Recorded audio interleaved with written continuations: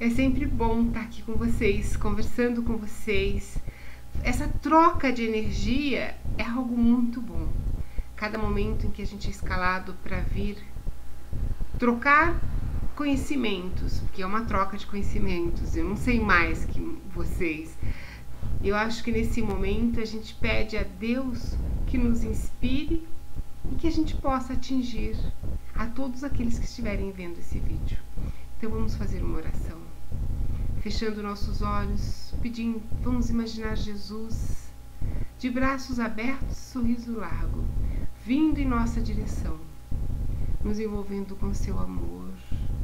A gente humildemente nos ajoelhamos espiritualmente, pedimos, Mestre, nos abençoe e ilumine em mais esse dia. Pai nosso que estais no céu, santificado seja o vosso nome, venha a nós o vosso reino, seja feita a vossa vontade, assim na terra como no céu. O pão nosso de cada dia, dai-nos hoje, Senhor. Perdoai as nossas ofensas, assim como nós perdoamos os nossos ofensores. Não nos deixeis cair em tentação e livra-nos da prática do mal. Pois teu reino, poder e glória para todos sempre, graças a Deus. Falar desse espírito que esteve na terra é algo é difícil, mas gostaria de começar dizendo que é um espírito sem par, um espírito de altíssima hierarquia, um dos maiores espíritos que estiveram na Terra, que fez parte da história das grandes almas, que aqui esteve conosco, nos auxiliando e nos deixando um grande legado, Maria de Nazaré. Na época em que ela veio à Terra, a vida era muito diferente. A ignorância invadia todos os campos do que o coração pudesse vir a comandar. As religiões petrificavam-se no comércio, esquecendo-se do próximo, explorando os pobres e matando no nascedouro a virtude da benevolência. Somente não eram envolvidos nesse turbilhão as pedras preciosas que foram lapidadas no puro amor, aquele que o Cristo de Deus exemplificou, e Maria viveu todos os seus dias de sua existência esse amor. Do berço ao túmulo, ela não teve um pensamento sequer contrário, ou um gesto contrário, que fizesse a desmerecer o título de mãe do Messias prometido nas Escrituras. Maria conviveu com os maiores males da história. Conviveu com os comerciantes, com os reis, com os rabinos, com os sacerdotes da época, e não se contaminou. Maria sofreu no momento do nascimento até o momento da crucificação, algo que ela não desejou isso para mãe nenhuma. Maria nos deu só exemplos de bondade e de amor. Mas a história de Maria não é só isso. O Espírito que vinha ser na terra momentaneamente Maria de Nazaré foi escolhido pelo próprio Jesus e Deus para trazer até a terra a existência daquele que seria o maior exemplo, a alma mais evoluída, o nosso Mestre Jesus. E antes mesmo de Maria vir reencarnar, toda a Palestina foi preparada para que o Evangelho fosse plantado em solo fértil, em solo devidamente preparado. E a espiritualidade atuou assim, preparando. Eli e Ana foram devidamente escolhidos para isso. Eles podem, nos conta Miramês no Espírito, no livro Maria de Nazaré, que Eli e Ana, muito antes da concepção de Maria, receberam a visita do anjo Gabriel, que começa dizendo que é da lei que é proibido impor missões a alguém, mas que de coração aberto Deus havia escolhido aquele casal para que viesse a fazer parte da história da humanidade, trazendo à Terra aquela que seria a mãe do Messias prometido nas escrituras de Isaías. Eli, no auge da sua humildade, se oferece. Ele diz que ele realmente não entende a grandeza daquela missão, mas que ele se submete. E como plano espiritual, no plano espiritual não tem ensaios, tudo é muito bem articulado. Ao mesmo momento, um rabino, um dos poucos rabinos que realmente trazia no seu interior o verdadeiro amor a Deus e os seguimentos das suas leis, recebeu também essa mensagem.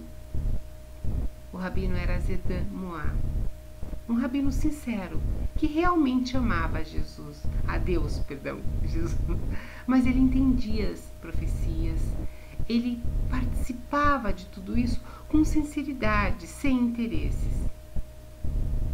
E ele recebe também a missão que em Nazaré aconteceria algo muito bom, que uma transformação iria acontecer a partir daquela cidade. E Maria nasce. Já no seu nascimento, a própria parteira percebe a diferença. A autoridade espiritual, a hierarquia espiritual daquele espírito que habita o corpo. Maria era bonita, foi uma criança linda, de pele clara, olhos claros, algo que não era muito comum na Galileia. Maria, já muito nova, mostrava prodígios, sim, prodígios. Como o anjo Gabriel havia pedido para que Eli e Ana não se perdessem na criação de Maria, mantendo o lar um templo, através do estudo das escrituras, mantendo o lar um lugar sagrado, o que é realmente, porque o nosso lar é o nosso templo. Maria refletia isso. Já muito nova, ela andava com desenvoltura, falava com desenvoltura. E isso chamava atenção. Nazaré era uma pequena aldeia. E quando o rabino Azedan Moá resolveu procurar, isso já fazia alguns anos, quando ele chegou, ele observou que a própria natureza da cidade de Nazaré era diferente. As flores parece que eram mais perfumadas, os figos eram do tamanho de peras. E ele, meio perdido, ele não tinha uma noção exatamente do que ia acontecer, ao contrário de Eli e Ana. Ele foi até a fonte. Naquele tempo, não existia água encanada. E as casas não tinham... Eram poucas as casas que tinham poços. E todo mundo usava um poço comunitário, uma fonte. E ele foi até a fonte. E, como a coincidência não existe, Ana estava lá. E ele comentou que o sonho que ele havia tido e de que Nazaré seria palco de algo muito grandioso designado por Deus. E Ana se emociona e conta o que aconteceu e fala de Maria. O rabino acompanha e percebe que realmente aquela criança com 3, 4 anos era um prodígio. E Maria cresce em formosura, intelectualidade. Com seus 7, 8 anos, começa, da forma dela, promover caridade. Sim, é uma das características dos grandes espíritos. Existia naquele pequeno vilarejo de Nazaré algumas famílias que eram rejeitadas por toda a população, pela população em geral. E nesse caso, uma família de curtidores. Quem conhece um curtume sabe que curtir o couro promove um cheiro não muito agradável, e isso impregnava na família. E naquela época não existia perfumes franceses, a França nem existia. Eles não tinham muito, os hábitos de limpeza não eram diferentes, de higiene e limpeza eram diferentes, e os profissionais trabalhavam nos seus lares. Eles não tinham uma fábrica de curtume, onde era a fábrica, eles trabalhavam. E por esse simples motivo, eles eram rejeitados. E Maria os procura, estuda com eles as escrituras e traz essa família para o contato da comunidade. Ela vai mais longe.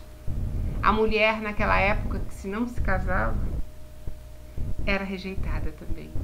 E havia 2 irmãs que viviam isoladas no seu pequeno pedaço de terra. Maria as procura, a ajuda, cura. Uma delas estava doente, ajuda através de ungüentos, chás, e também traz elas para a comunidade. E isso chama a atenção do príncipe do Sinédrio, do rabino responsável por todos os rabinos no Sinédrio.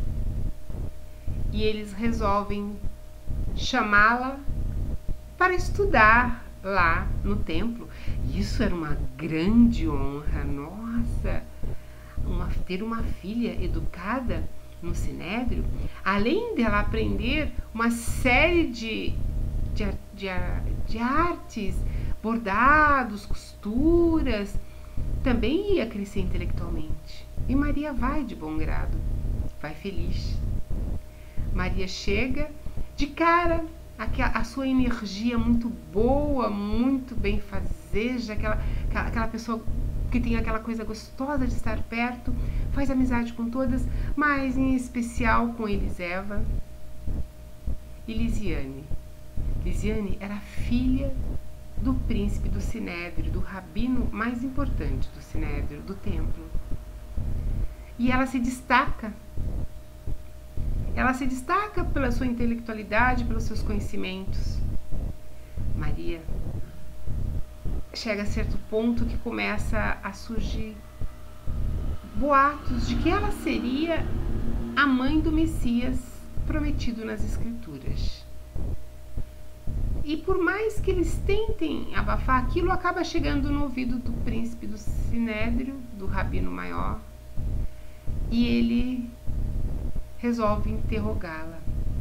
E ela é interrogada como se fosse num tribunal. Eles sentam em semicírculo, ela no meio, ela com aquela simplicidade de criança, arruma a roupinha dela, ela devia ter uns 12, 13 anos, e eles perguntam: fale-nos sobre essa história que corre por aí, que você será a mãe do Messias. E ela, na sua humildade, diz: eu serei, está escrito, serei eu, mas ele nascerá de uma virgem. E ela diz: eu não vou me casar. E continua, a vida dela segue, até que eles resolvem, que o boato aumenta, eles resolvem não tê-la mais. E eles mandam ela de volta para Nazaré. Com muita felicidade, os pais recebem Maria de volta. E existia, na época, dentro do judaísmo, uma série de denominações: os saduceus, os fariseus, os essênios, os terapeutas e muito mais. E os essênios eram o que mais se aproximava do cristianismo primitivo. Eles tinham como a humildade e o conhecimento como características marcantes, diferentes dos fariseus, que eram a seita dominante da época. E os essênios estavam observando Maria e aproveitando a época em que ela passou lá no templo, já se instruindo intelectualmente, resolveram convidá-la. E Maria aceita. O Rabino Muniz, chefe dos essênios, a recebe. E quando Maria entra no templo dos essênios, muito humilde, tudo muito simples, ela se sente em casa pela energia. Ela é instruída e passa a fazer parte, dando grandes lições de intelectualidade e conhecimento. E acima de tudo de amor. Mas não pense você que o Sinédrio havia esquecido Maria. Como eles queriam, realmente eles tinham medo da vinda do Messias. A vinda do Messias significava para o Sinédrio talvez a perda do poder. Porque era o Messias. Até então eles dominavam a Palestina, Israel, Jerusalém. Eles, com a vinda do Messias, talvez isso saísse do poder deles. E eles articularam. Havia um bom homem da tribo de Davi, tendo como nome José ben Jacó, que era por hábito anualmente visitar o templo. Ele, como um terapeuta, fazia isso assiduamente. Era um bom homem, de um bom intelecto, de um coração muito bom. E quando ele foi visitar o templo, o príncipe do templo, do Sinédrio, o convidou para conversar. Chegando nele, o príncipe expõe que tinha uma menina muito bonita, intelectualmente privilegiada, de um coração amoroso, muito prendada, que precisava se casar. José não queria se casar. Ele se achava muito velho. Muito velho. Ele queria continuar levando a vida dele como terapeuta, cuidando daqueles excluídos, dos leprosos, dos doentes, dos abandonados. Mas o Sinédrio insiste. E José também frequentava os essênios. E quando ele esteve com o rabino dos essênios, o Rabino Muniz, ele também insiste e José aceita. E é preparado o grande casamento de José e Maria. Foi realmente um acontecimento. Foram convidados os romanos, foram meses de preparação para que viessem muitas pessoas. E o casamento aconteceu. Os romanos, eles eram politeístas, eles não tinham a crença como os judeus tinham. E eles faziam piadas, falando as escrituras dos judeus dizem que o Messias virá de uma virgem. Como pode nascer de uma virgem? Alguém pode nascer de uma virgem. E nisso, o rabino ficou feliz. Ele tinha conseguido o objetivo dele, que era abaixar a possibilidade de que Maria, porque casando-se, ela deixou de ser virgem, ela se casou. E era a missão de toda mulher da época. Ele tinha cumprido. Lembrando que no começo aquelas duas irmãs foram rejeitadas pela sociedade porque não se casaram. E acontece o casamento. Logo no começo, Maria se apagou, emudeceu.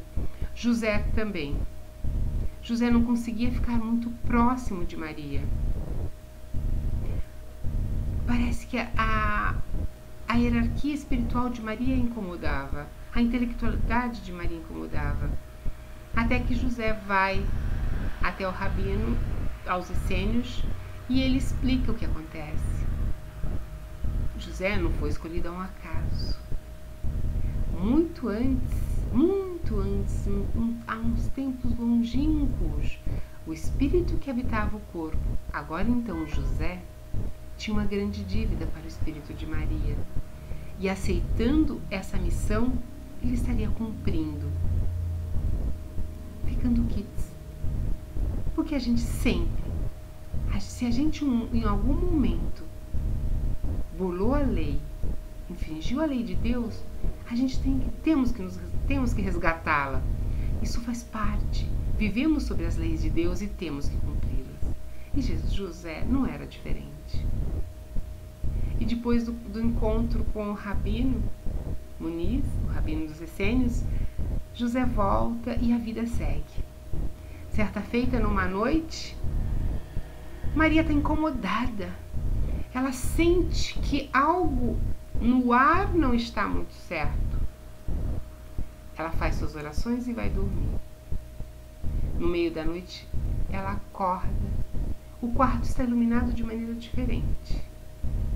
O quarto parece que o sol está lá dentro.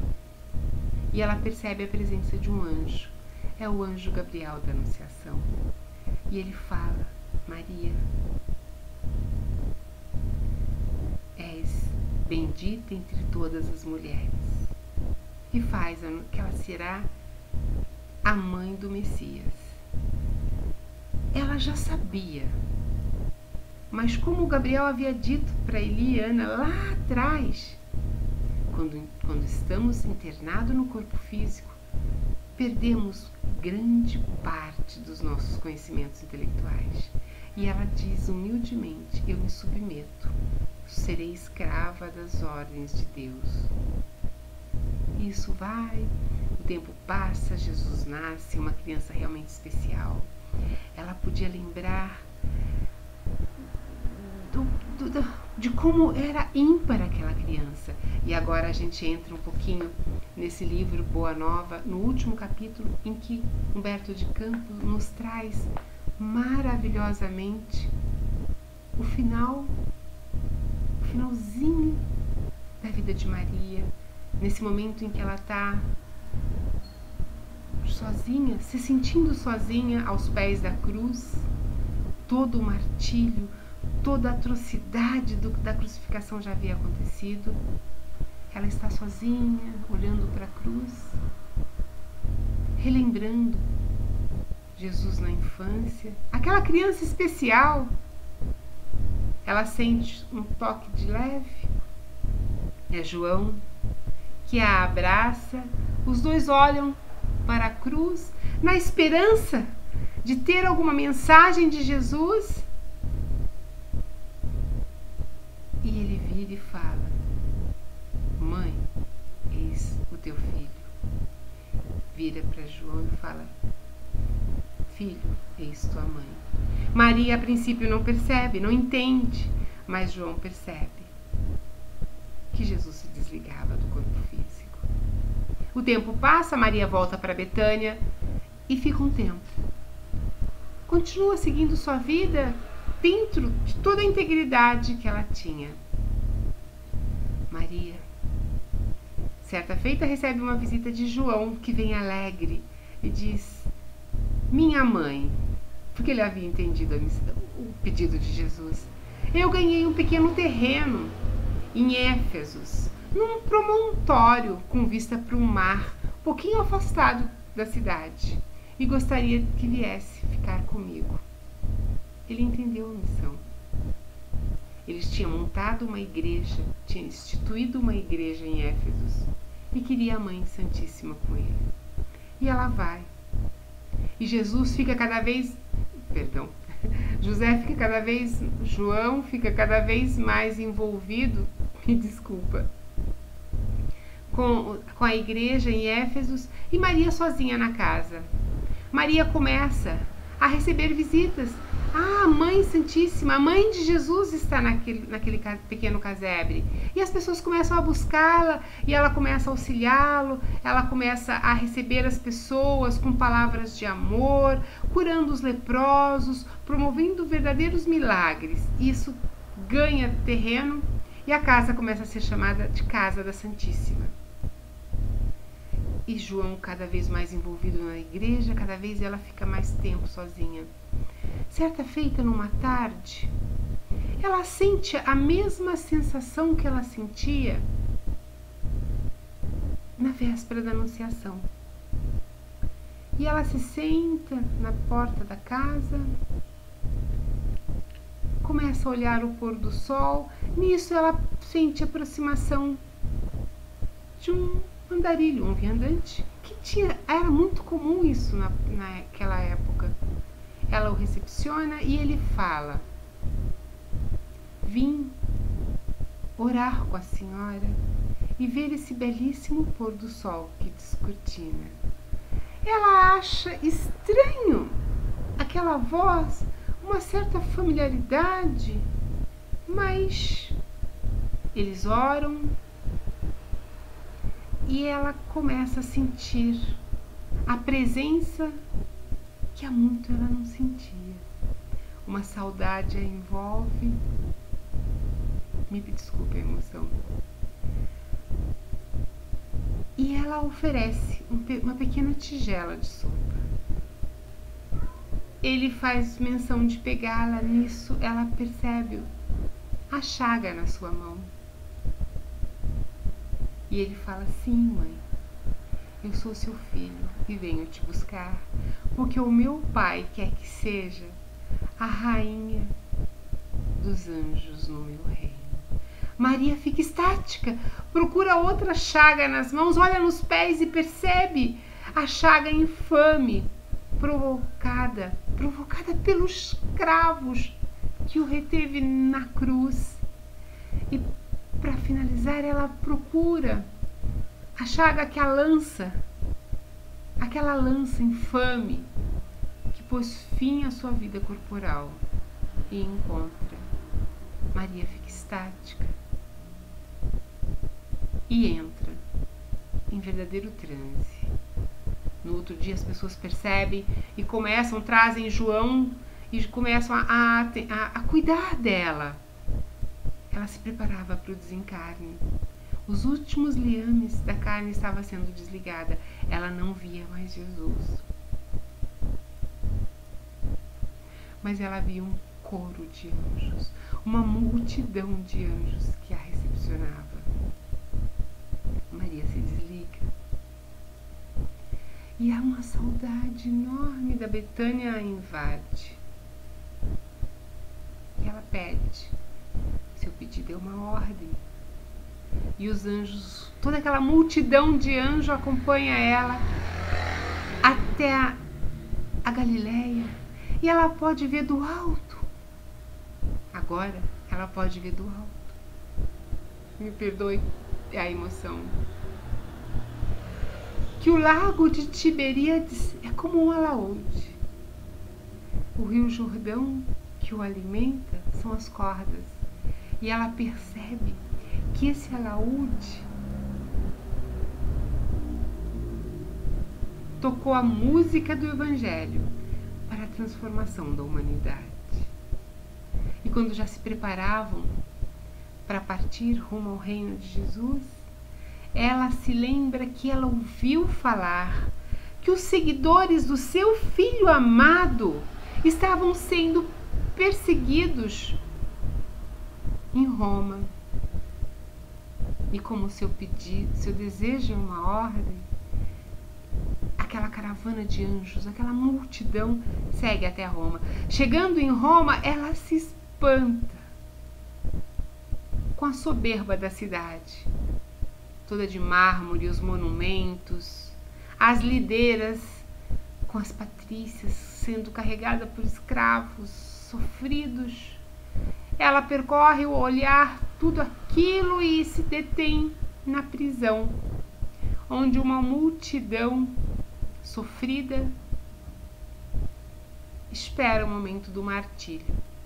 Ela sabe que esses são os seguidores dos ensinamentos do seu filho.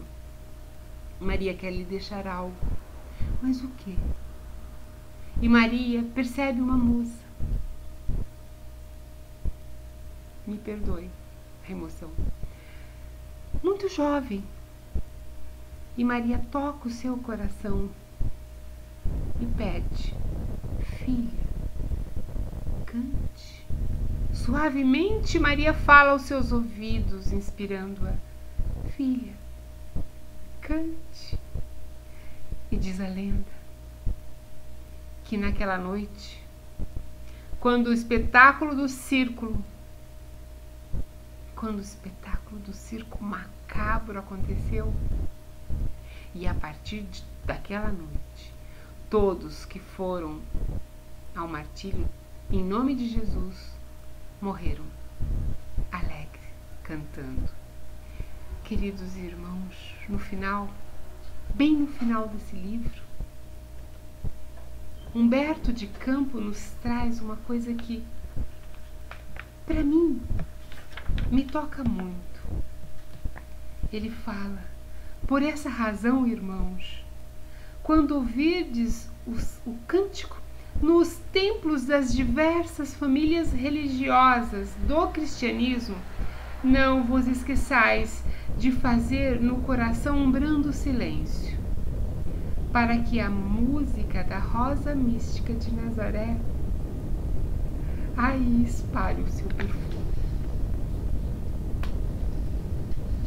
Eu peço, nesse momento em que estamos atravessando de isolamento social, onde um grande inimigo invisível nos abate, que possamos silenciar os corações e cantarmos em louvor a Maria: atire a primeira pedra, aquele que nunca, em hora de desespero, chamou pela Mãe Santíssima. Eu vou pedir a todos vocês que nesse momento fechemos nossos olhos e pedimos para que Maria de Nazaré possa nos cobrir com seu manto azul divino, nos cobrindo e nos fortalecendo, nos preparando para esse novo mundo que se descortina. Ó, minha Mãe Santíssima, nos ame mais ainda. Obrigada, Mestre Jesus. Graças a Deus.